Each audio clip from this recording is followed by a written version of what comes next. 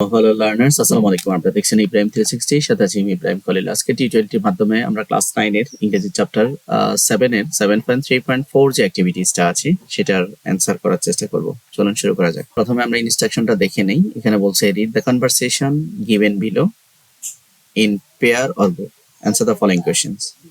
তো নিচে যে কোশ্চেনগুলো আছে এগুলা অ্যান্সার করতে বলছে, তবে তার আগে আমাদেরকে conversation given below and in pair or groups answer the following questions. নিচের কোশ্চেনগুলো অ্যান্সার করার জন্য বলছে। তো what is the topics of the conversation? সংলাপের বিষয়বস্তু কি ছিল? The topic of the conversation about language and accent. এই কনভারসেশনের বিষয় ছিল ভাষা এবং accent.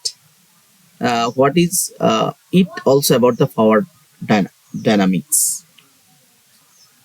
How is the tone of Peter? পিটারের টোনটা কেমন ছিল? The tone of Peter is influential and starting that he is high positions. Influential ছিল তার টোনটা এবং মনে হয় যে সে হাই পজিশনে ছিল। Or Peter tone which conveys high status is powerful. Do you think both of them hold the same power and authority? তুমি কি মনে করো যে দুজনেই সেম পাওয়ার অ্যান্ড অথরিটি ছিল কনভারসেশনে? If not, who hold more power and how do you know that? আপনি কি মনে করেন যে তাদের উভয়ে একই কর্তৃত্ব বা ক্ষমতা রাখে? যদি তা না হয়, কে বেশি ক্ষমতা রাখে তা ব্যক্ত করুন। No, I don't think that they are equal power and authoritative during that talk. তো আমরা নিশ্চয় আগে কি করেছি, আমরা স্পেসটা আমরা কি করেছি, পাওয়ার অ্যান্ড অথরিটেটিভ ডিউরিং টক। আমি মনে করি না যে তাদের দুজনেরই ইকুয়াল পাওয়ার, অথরিটেটিভ পাওয়ার ছিল যখন তারা কথা বলছিল। I think the first Peter shows the power and authoritative when he talks about the Mintu's accent. Mintu's অ্যাকসেন্টে তিনি যখন মিন্টুর সাথে যখন কথা বলেছেন, পিটারকে দেখা গিয়েছে তিনি অথরিটেটিভ পাওয়ার দেখিয়েছেন। But at the end of the conversation Mintu takes over his influential speeches. কিন্তু পরবর্তীতে দেখা গেছে যে মিন্টু ইনফ্লুয়েন্সিয়াল স্পিচ ব্যবহার করেছে। Mintu takes over his influential speeches. আলাপচারিতার শেষে মিন্টু তার প্রভাবশালী বক্তব্য তুলে নেয়, পরবর্তীতে দেখা গেছে তুলে নেয়। Do you find anyone in the conversation impolite? তুমি কি এই কনভারসেশনের মধ্যে কোনো ইমপলাইট কোনো অভিব্যক্তি পেয়েছো, অভদ্র কোনো আচরণ পেয়েছো? If yes, explain your answer with an example.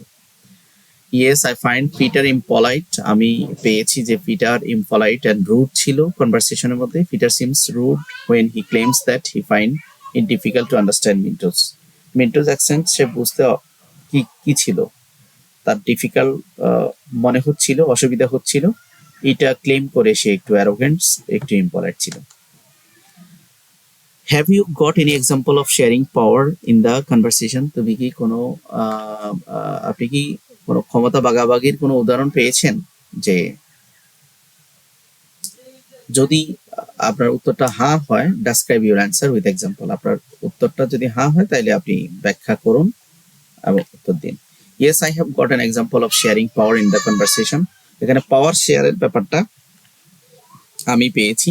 And when Peter Sage he will make a conscious effort to interact with people, মানে পিটার যখন বলছে যে তিনি খোলামেলা কথোপকথন, মানুষের সাথে যোগাযোগ করার জন্য সচেষ্ট, he will make conscious efforts to interact with people in open conversation. He shares powers in the conversation.